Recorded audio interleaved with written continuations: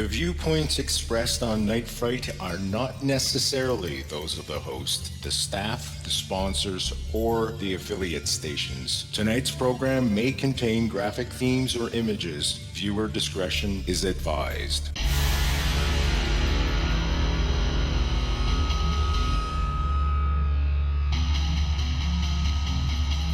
There is a time for question. There is a time for answers. There is a time to challenge. There is a time to speculate. There is a time for change. There is a time for truth. The time is now.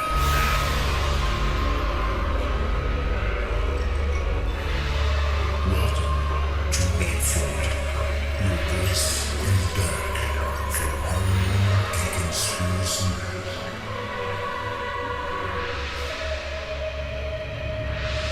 And now your host, Brent Holland.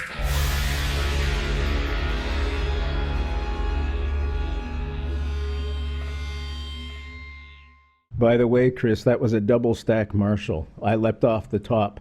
I just thought you'd appreciate that because I know you're a musician. Well, I played through a 1956 Fender bass. Oh, I'm jealous now.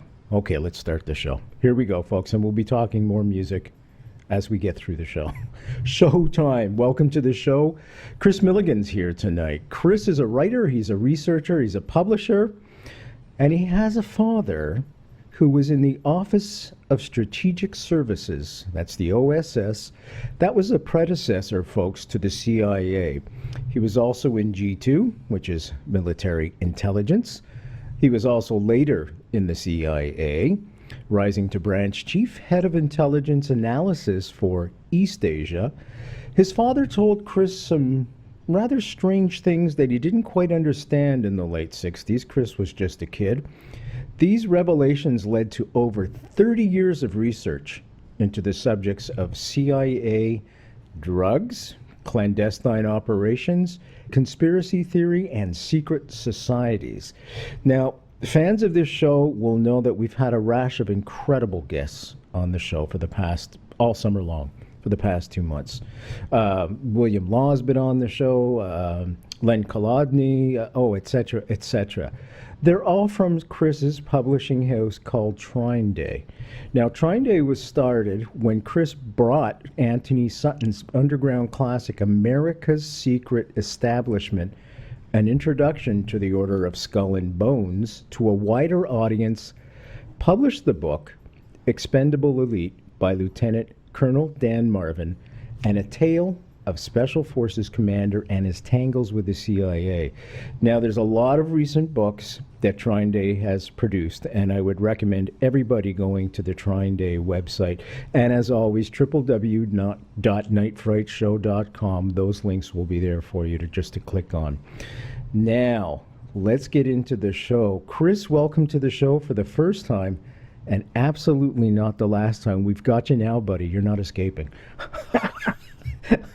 My pleasure, Brent. And I always love a good drummer.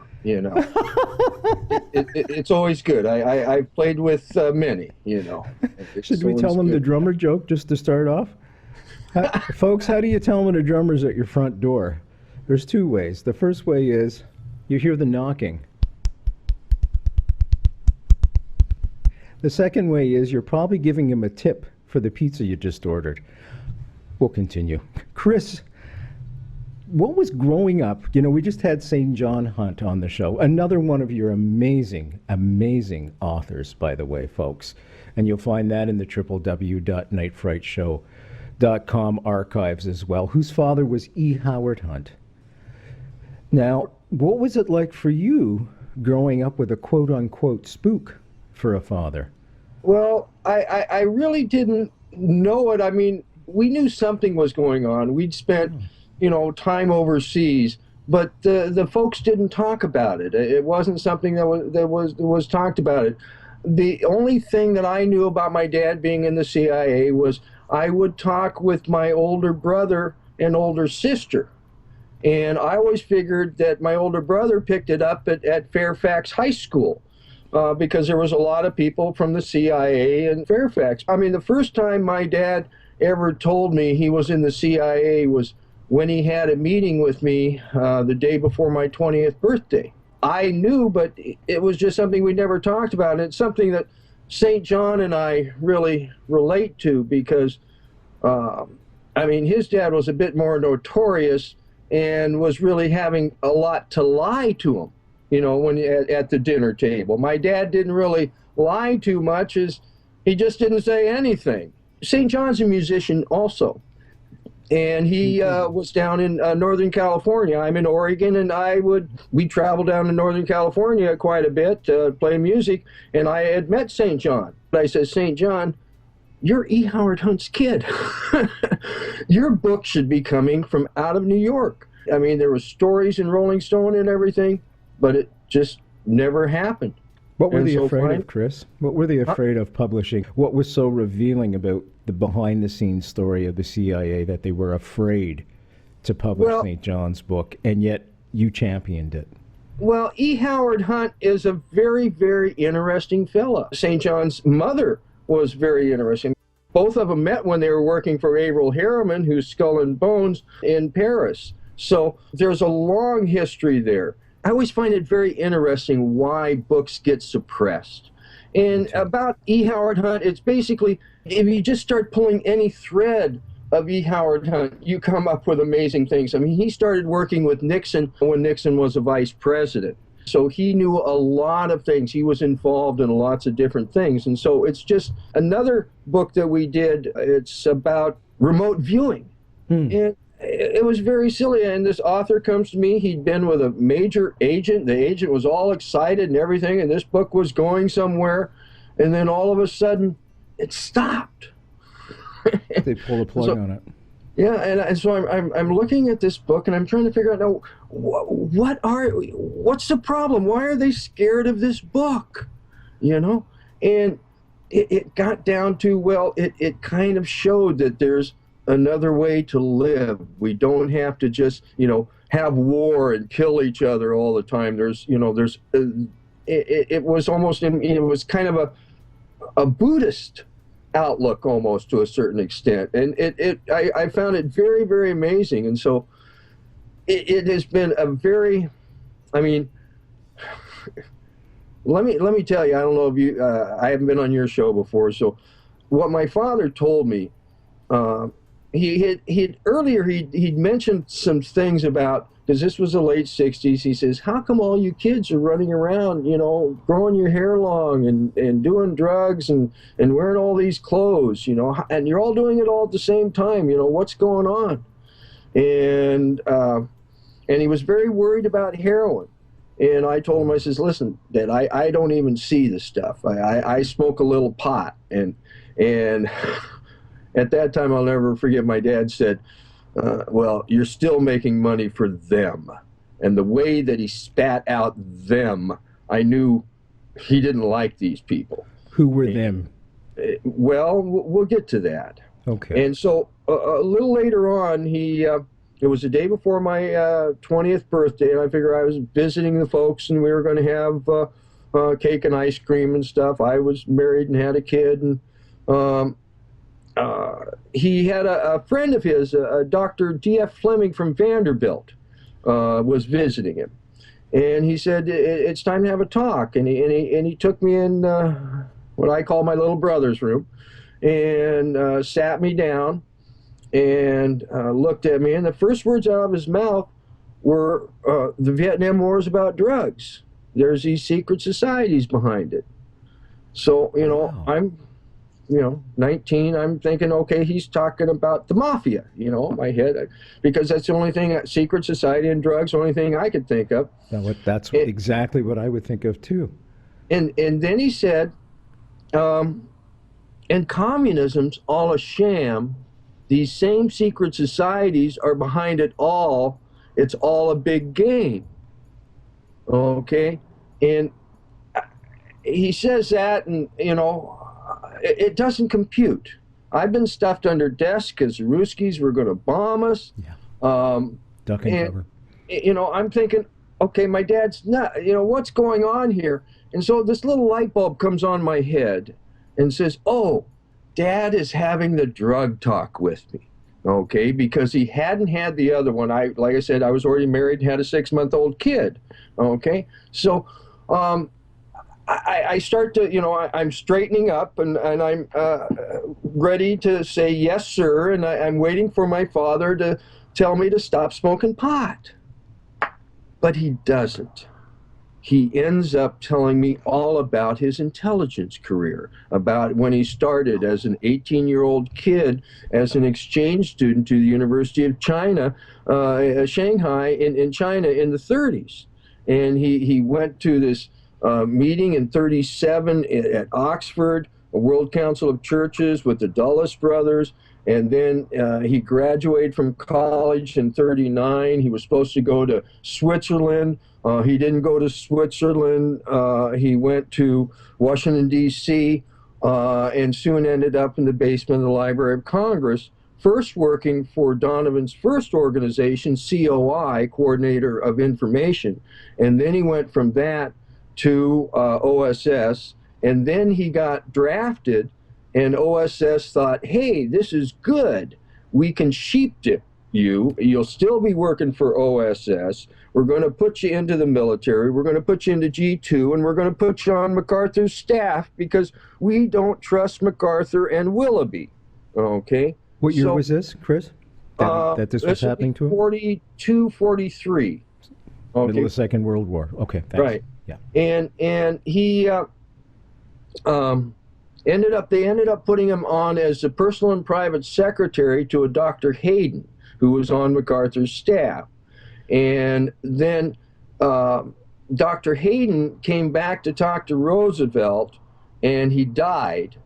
And so my dad came back and picked up his papers, and there's this one paper that he shows all the stuff he picked up, and there was one thing that just really opened my eyes, because it was like 2 pages of just, every document about the Philippines, everything about the people, about the economics, about the mineral well, everything. And then he went back and he started running a bunch of the guerrillas, because Dr. Hayden had been in the Philippines before, because the United States owned the Philippines. And so he started running a bunch of the guerrillas, and he went into Manila before the troops did with the guerrillas, and they sequestered the puppet government's library and papers, and he got sued by the Japanese government for doing that and got given a Legion of Merit by the American government. And he started working with the guerrillas in putting together their diplomatic mission and their government, and they put a bunch of the collaborators in jail. And there's a book that he edited called Betrayal of the Philippines by Hernando Obaya, if anybody cares to look at it, that tells a lot of that story. MacArthur finally got to the Philippines because he'd been raised in the Philippines as a kid, because his dad was military governor there. And he found a bunch of his friends in jail.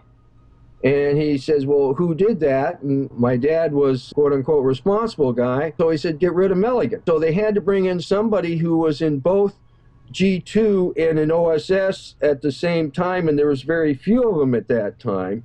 And the person that they brought in was a guy by the name of Ed Lansdale, who, if you looked into the conspiracy literature, he becomes a fairly familiar figure. He was very big on psychological warfare.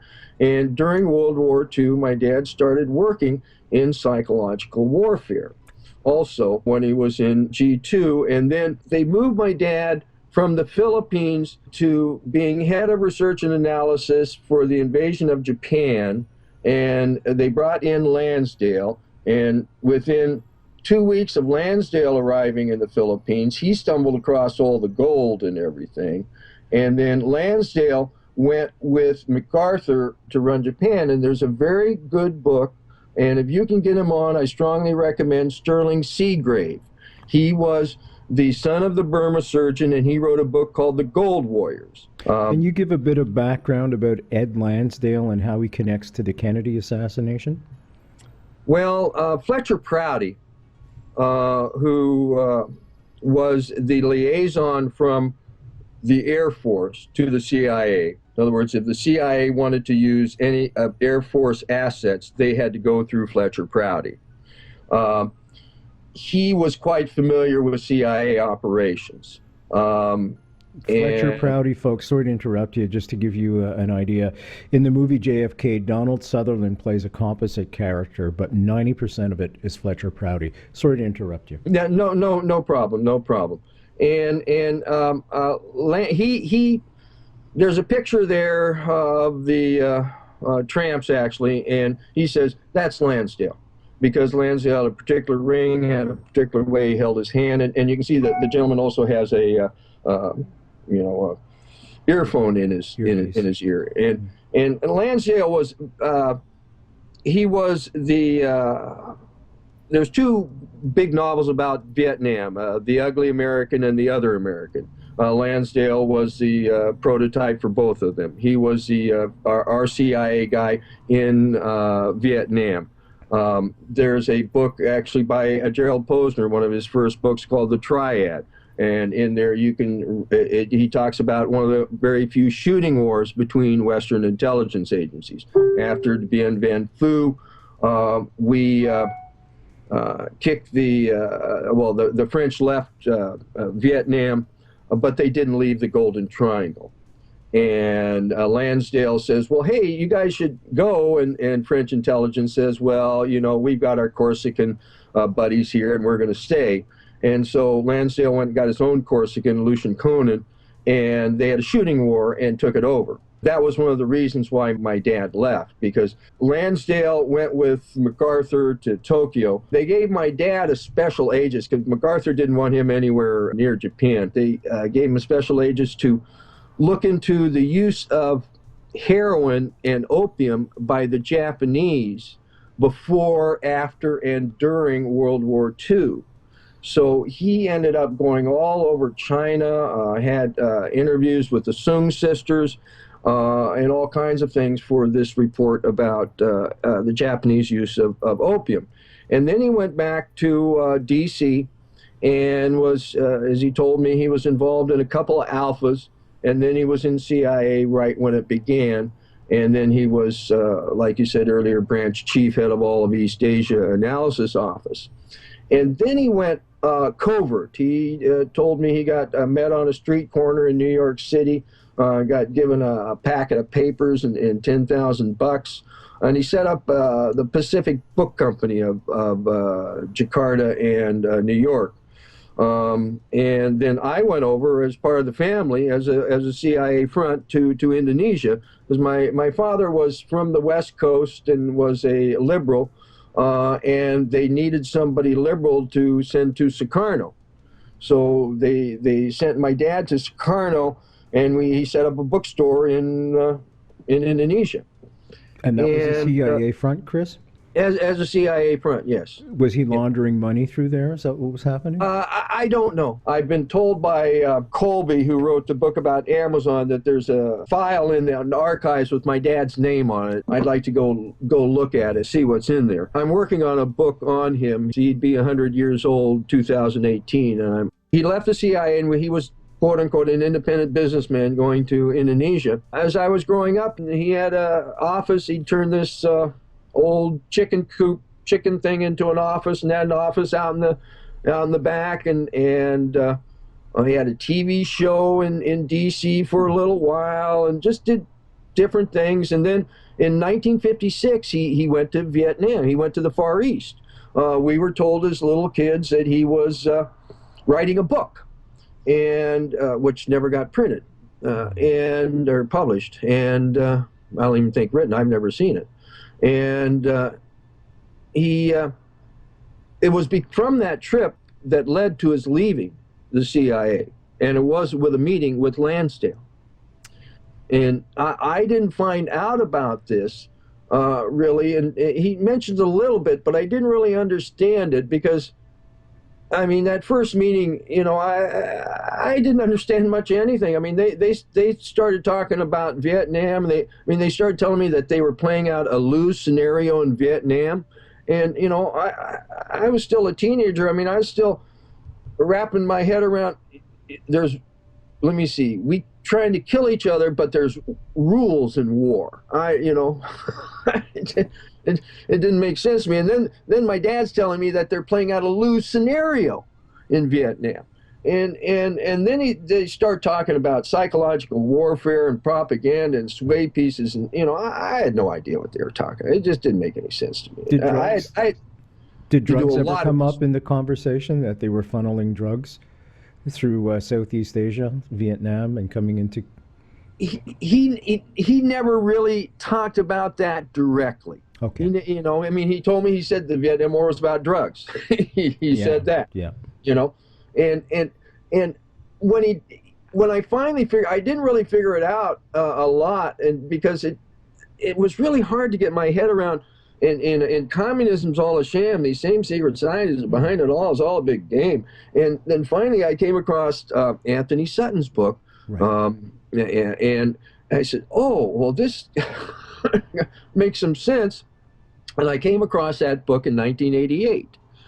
My dad died in early 1990, and he'd had Parkinson's for the last 5, 6, 7 years of his life, taking all kinds of heavy medication, and then he died of pancreatic cancer real early in 1990. And so I really never got to talk to him once I gathered some understanding of it, Mm-hmm.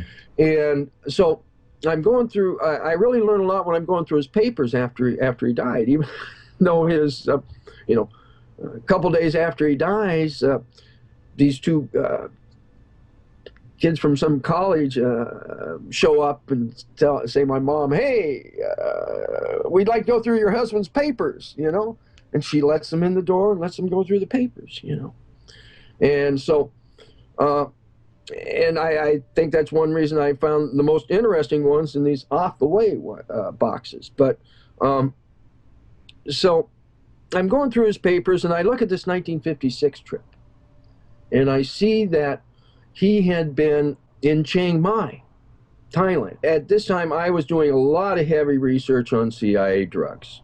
Confirmed that Chiang Mai was basically a heroin city. There was a 4-lane highway straight to the Golden Triangle on it, and all the banks had branches there. Then I'd been told in my lifetime that Chiang Mai had been a small village, and now it was the second largest city in Thailand. I was having a hard time finding out information about how big Chiang Mai was. So then I'm going through these papers. I see my dad's been in Chiang Mai, so I can ask my mom, because she'd been with him on this trip. And so the next time I go to a family house, I say, "Mom, how big was Chiang Mai?" And she says, "Oh, it wasn't very big. I've got pictures of it in a picture book, and probably the biggest thing in town was a church." And so I'm reaching up and to get the picture book to look at it, and then my mother says, "And that's when I stopped believing everything I read in the newspapers."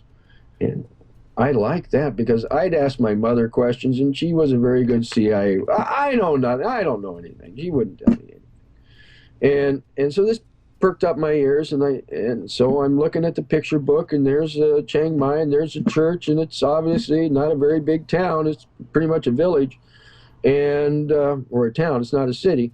And I turn the picture book back, and there's my dad with Lansdale in Vietnam. And then there's this beautiful picture of my mother. She's just vivacious in it. And I mean, after I had shown this picture to my siblings, and it ended up being one of the main pictures in her memorial, because she's just so vivacious in it. Glowing. And you can see in that picture, there's Lansdale. She's standing up, and he's sitting on the ground underneath, and they're having a picnic, Because my mother, I says, "What do you mean?" And she says, "Well, when we'd gone to Thailand, right after we'd been in Vietnam, the big story in Thailand was about how there'd been this big battle right where we'd been." And she said, "There was no battle. We were having a picnic." And so I'm looking at these pictures, and there's people, and there are guys running around in fatigues and black berets and stuff. And then you look at this picture of my mother, and her writing on the side of the picture says Eudora, that's her name. Eudora out from Saigon with Colonel Lansdale and North Vietnamese military leaders. And this was right after Lansdale had that shooting war with the French and had taken over the Golden Triangle. So they have a picnic. They tell the world it's a battle. Well, why do you do that? Because you harden the sides. Pretty soon we have a shooting war, okay? And we send American boys and girls to hell. And some Canadian boys and girls too, to hell for 1 year. Okay, those boys and girls know that after 1 year, they get to go home, right? Yep. So if they survive that year, they get to go home. And so some of those boys and girls get addicted to the heroin that's being proffered to them by about anybody who's 12 years and up. Because part of what was going on is the boomer generation. My dad told me that they're out to opiate your whole generation. It was the first time I'd ever heard the word opiate. I knew what it meant. I was a hippie. I saw it. There'd be marijuana around, then all of a sudden, all the marijuana would be gone. But there'd be all kinds of white drugs around and stuff like that. And so they were out to opiate the whole generation, because there's a book called Generations, A History of America's Future. You see, I like books. You know, there's a reason why they burn books, and there's a reason why I publish books. But Generations, A History of America's Future. It was written by, one of the gentlemen was one of the comedians in the Capitol Steps. He's since passed on.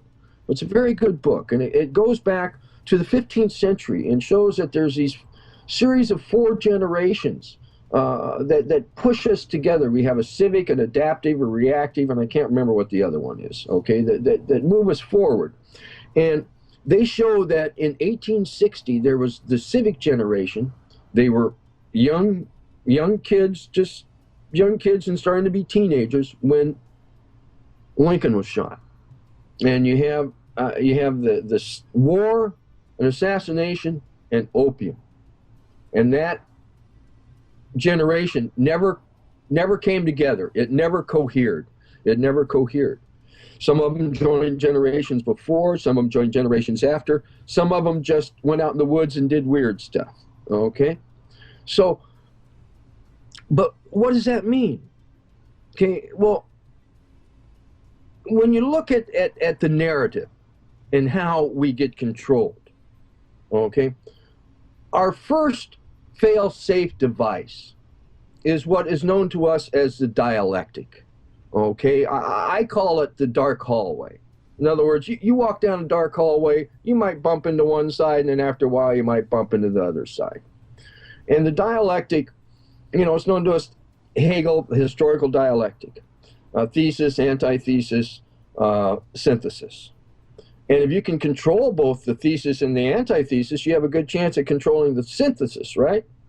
So I say some stuff that I know is true about secret societies, drug running, and intelligence agencies, okay? Then I find people that I know are spooks saying stuff just a little bit more outrageous, okay? It's because by controlling the extremes, you control the middle, okay? So our first fail-safe device, the dialectic, is corrupted, okay? The next fail-safe device is this cycle of generations. It's got a lot more moving parts. It's got a lot more mass. It's more intelligent. We saw, as a generation, we saw this war, assassination. We jumped aside and created a counterculture. This counterculture was able to sustain itself. One reason, because some of these people in the 1860s went out in the woods and did weird stuff, but it was able to sustain itself. And then we did cohere. We came together as hippies around a joint being smoked around a circle. Basically, we didn't go all the way to the syringe that they wanted us to. We stopped at the rolling paper and created a culture, okay? And the History Channel did a big special on the hippies. And they said, okay, what came out of the hippies? And they said at the end of the day, you know, yeah, there was music and food and blah, blah, blah, blah, but at the end of the day, it was the personal computer and the internet, okay? And so the personal computer, hey, what are we doing?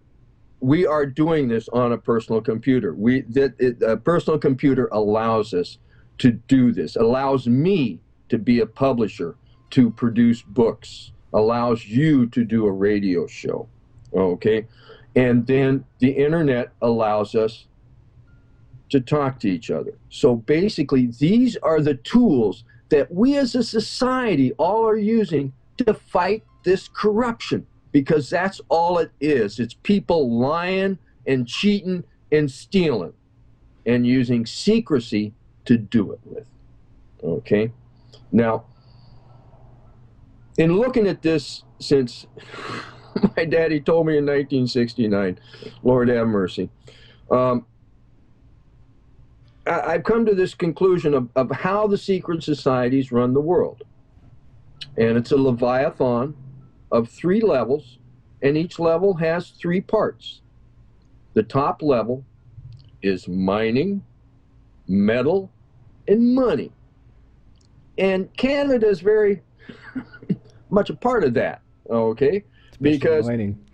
You know, if And metal. you know, you think about it, it makes so much sense. If you control the mining that controls the metal, then you have a good chance of controlling the money that's supposed to be based on that metal, right? Mm-hmm. And then when I look at Skull and Bones, and I look at who the members are, I look at what they own, I look at what they do, and I find a lot of mining engineers, and they own a lot of mining companies and mining stocks. And you look at the history of California, Montana, and Arizona, and you have Skull and Bones in there just scooping this stuff up, you know? I've got a book coming out, Calling All Angels. So the next level is drugs, guns, and oil. And that's a very active, you know, where they use war. And, you know, the secret societies are based on drugs, okay? I mean, Skull and Bones was set up by Russell and Company, which was, you know, the largest American smuggler, the 3rd largest in the world. It's a long, long story, but they've been the top opium smugglers since the 1830s, okay? And they use that money to buy up the other industries, and I mean, it is so dear to them that they created the whole Spanish-American War to make opium illegal again, because it became legal after the Second Opium War. They lost their cash cow. They needed that cash cow. The prohibitions that we have nothing to do with our health, our community, or our children. They have to do with keeping in place a black market that allows people in the shadows to sell plants for many times more than gold, okay? And it creates huge, big slush funds. And then oil, it was a gentleman from Skull and Bones in 1855 that took gasoline for the very first time. He took petroleum, rock oil, and made gasoline and made paraffin. And he wrote a letter and he said, gentlemen, with a very inexpensive process, you have some very valuable products. As soon as he wrote that letter, Pennsylvania Rock Oil Company passed into hands of investors in New Haven, Connecticut. The Bissells, who started the Pennsylvania Rock Oil Company, and the Townsends, who they'd gone to financing for, soon had their very sons at Yale in the Order of Skull and Bones. Rockefellers are in Skull and Bones. The only reason we go to the oil store is because these guys have monopolized it. Tons of different ways of getting energy. The JFK Assassination, the definitive book by Brent Holland. From inside the Oval Office to Daily Plaza, first-person witness accounts. Order yours right now. nightfrightshow.com. Skull and Bones is based in Connecticut. All the Browning rifles for World War I and II were made right up the street from the Skull and Bones Temple. That's where the submarines, GE, the helicopters, and we find them selling arms to both sides and at the peace tables, setting up the next war. And then where this Leviathan meets the road, and they use all that drug money to buy up all the media, and then you've got movies/music. They have to control the culture, or the culture will bite them in the behind. And then the last thing is quote-unquote magic. the ability to hoodwink us and the preponderance of their using mass trauma to scare the bejesus or the heck out of us, whatever. That's what the Kennedy assassination was at its core. It was a psychological hit. And it's about, there's this old story in alchemy, in magic, about there's this formula, and it's been touted as this is what, quote unquote, the bad guys are doing, okay? And within this formula is the first, the destruction of primordial matter, okay? The atomic bomb was first done at the Trinity site, okay, on the 33rd degree parallel. And then you have the second part of this magical formula is the killing of the king. And you killed the king, Kennedy, at the Trinity River, DEALEY PLAZA at a trident, right near the 33rd degree parallel. And then the last part of that is bringing stars down to Earth, bringing the moon rocks down, and you have Houston and all of that. Well, what is it that this formula is for, you know? And what this formula is for is to create chaos. Because, see, America is an interesting country. What is the advantage of having chaos in the world, Kris? Folks need to hear this. Again, it goes back to the dialectic and the thesis-antithesis. Out of the chaos, you bring control. A big part of the map to that is that war and fear. Yeah, war is a part of it, and 9/11 was a part of it. Mm-hmm. It's like that quote from Casey. When the American public knows nothing doesn't know what's true or not, then we know our disinformation campaign is successful. Mm. And, you know, he was head of the CIA. He was also responsible for capital cities, buying ABC and whatnot. And that source has been verified. And that's a lot of it. I mean, we've been, the psychological warfare that has been foisted upon the American public, especially through television, through the media, and through control of the narrative, is just astounding. Because contrast that quote from Casey, then bring up in your mind's eye, you've been looking at the Kennedy assassination a little while. You know what Commission Exhibit number 399 is? Yeah, I've heard of that. That's the magic bullet, folks, the bullet they found on a gurney in pristine condition with no blood on it and no flesh on it. Yet they say it caused 7 wounds in Kennedy and Connolly, including breaking bones. Impossible. Well, but we're supposed to believe that.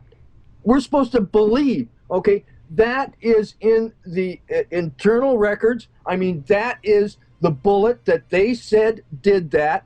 That is the official stance of the United States government. That's the official stance of the media. That is what we are supposed to believe. Is there a higher power above the media that the media is terrified of? Is that why they won't give legitimate researchers, many of your authors, William Law comes to mind, the time of day? They're just bought and paid for. They're just bought and paid for. They're part of it. I mean, how does the hierarchy work, Kris? You have the media. Who's above? Right above the media.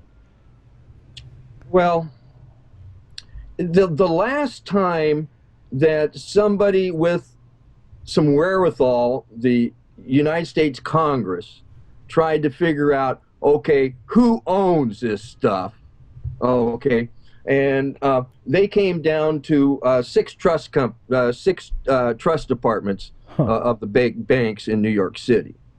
That's one of my questions for you. Is there a continuing dumbing down? See, I think things changed drastically after November 22nd, 1963, the Kennedy assassination. Absolutely. And I see it as a continuation of a dumbing down of a complete population.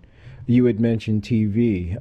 I've seen how TV has started out giving us intelligent things like documentaries, and now we're getting reality shows and things that are just about the bottom line. There's no substance to it. How do you feel about that, Kris? Our media got captured and serves us poorly. Our education system got captured and serves us poorly. Our government got captured by these forces and serves us poorly. And, you know, I mean, this didn't just start yesterday or last year or something like that. I mean, and somebody didn't wake up in the early part of 1963 and say, hey, you know, let's kill the president. Okay, because when you look at it, you see ducks that were put in a row even before Kennedy was elected. And now, who was the crew of the Kennedy assassination? For my money, I like Rodney Stick. In defrauding America, he revealed a Trent Parker from Office of Naval Intelligence who had been shadowing Hoover, and they got a conversation, and it was Hoover, Johnson, Dulles, George H.W. Bush, and Nelson Rockefeller. And for my money, that's your crew, with Lansdale writing the script. Okay, because these things just don't happen. They go by a script, and that's one reason what Lansdale was there, to make sure that, you know, it operated the way that it did. And it's why, you know, Art Pepper, who has done some great books, he's a lawyer, shown that the King assassination wasn't like we were told. And some of the things that came out from that was he's shown that, you know, there was parts of military intelligence up there actually filming the whole thing. Okay, I mean, now, why do you film something? Well, you want to make sure the narrative, you know, everything works right. You know, you get your narrative down. And let's talk about something current that just happened. As of this taping, a couple of days ago, Hillary Clinton was at a 9/11 memorial, and she quote unquote fainted. To me, and had to be helped to her waiting vehicle. To me, it looked more like she had a seizure. You know, I have no idea. All I know is what I'm fed from the media. Okay, I have no personal insight into Hillary's condition or things. But well, I just want you to zoom out in what I call conspiracy theory land for a long time. And when I read the conspiracy theory tea leaves, Hillary has been set up to lose. She'd been set up to lose even before, you know, it had been set up to be Bush versus Clinton, and Clinton was going to lose. And this election just, you know, Lord have mercy. I wish I could wake up and go to sleep and it'd be over 6 months gone or something. I mean, I don't know. It's just, it's painful for me. But excuse me, I was going to ask a question. Well, I was going to ask you, do you think that the media is feeding us something that's coming directly, if you will, a manufactured answer that's coming directly from the campaign in order to cover up a more serious problem with her? And if there is a more serious problem with her, and if she is one of the players in this script that we've been talking about, is she on script or is she off script at this point? You know, again, I have to say I don't know. Fair enough, Kris. I have to say I don't know. I say that the powers that be, the psychological warfare effect of having a Trump presidency upon the psyche of America would be huge, would it not? It sure would. Okay. And as we've been shown, and as I've said for many, many years, we haven't had an honest election in years, in my lifetime. It's going to boil down to who controls those computer machines. Who wins the election, the last person that's going to be able to get into those machines and lock them down for their result. Because that's where American elections have come from for the last 20 years, and if we don't, I mean, they showed us directly in 2000 where Gore won, but then they come on to, oh, well, maybe he didn't really win, and we're going to put the idiot's son in. Okay, and you need to have the idiot's son, a member of the Order of Skull and Bones, when they did 9/11. And, you know, the Cheneys are, Dick just didn't graduate from Yale because he couldn't stick it out.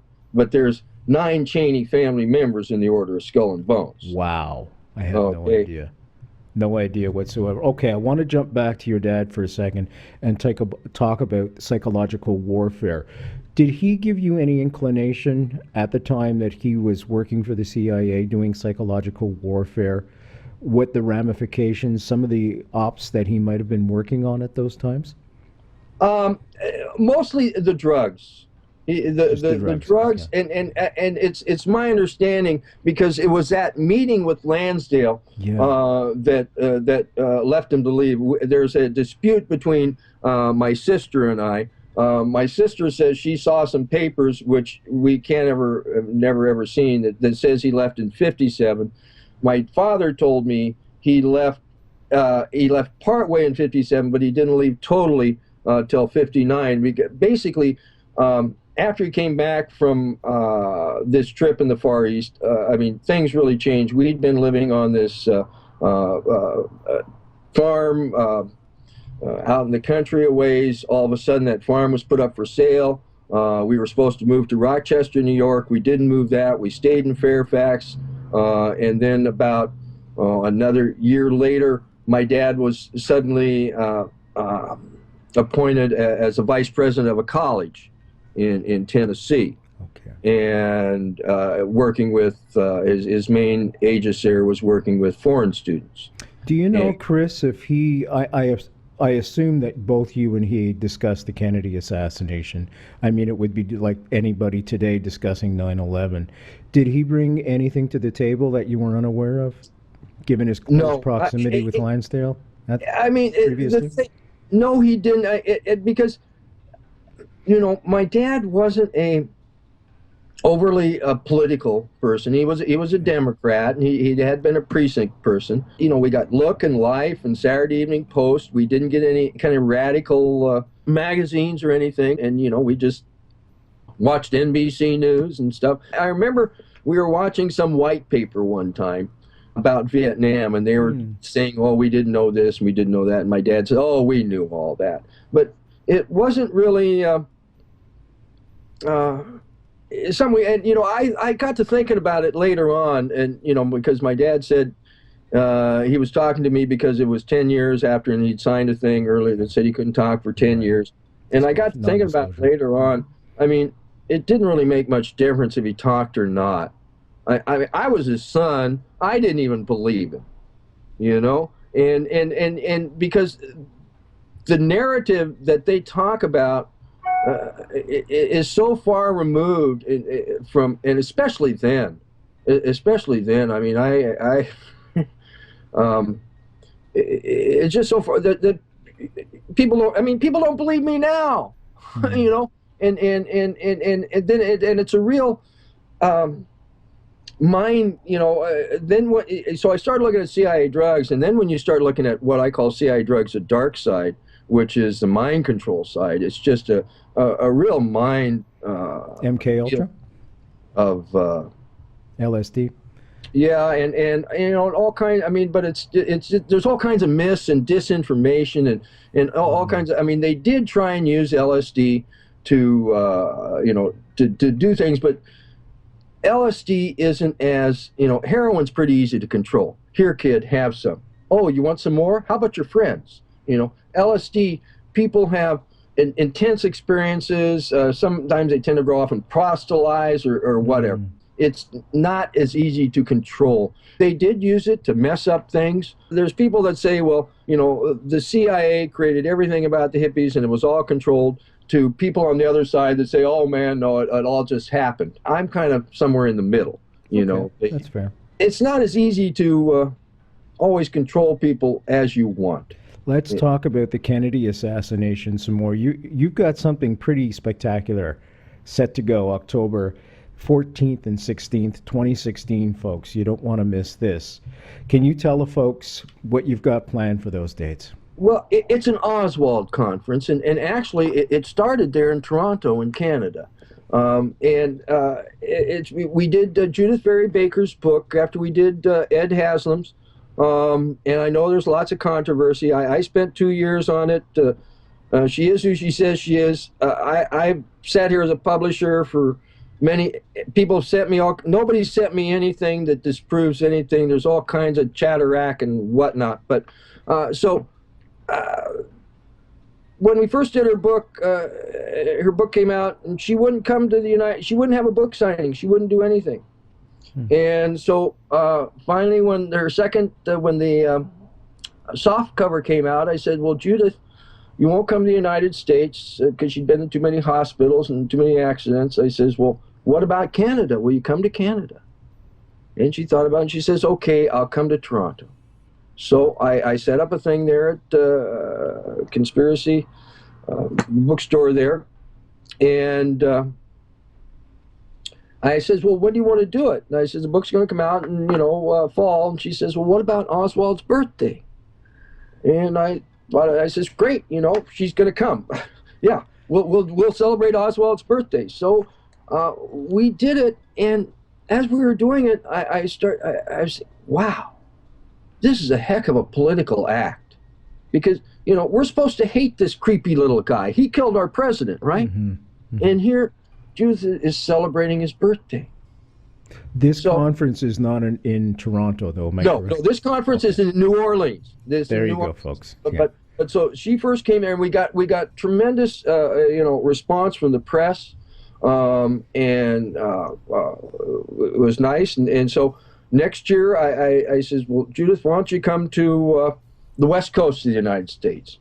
And so she came there, and we celebrated Lee's birthday in California. And then the next year, we celebrated it in New Orleans and at Antoine's. And then we celebrated it the next year down by the river, and last year down by a place called River. Darn, Kris, there's the music. I'm so sorry.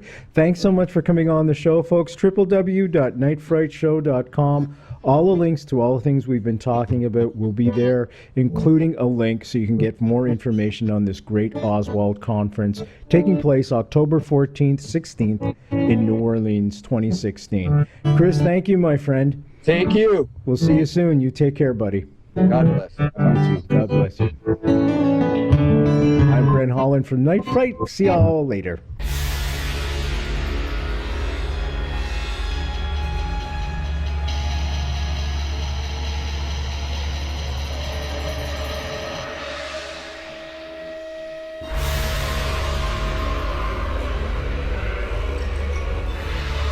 You're listening to Night Fright and your host, Brent Holland. The time is now. Your voice in the dark for paranormal and conspiracy.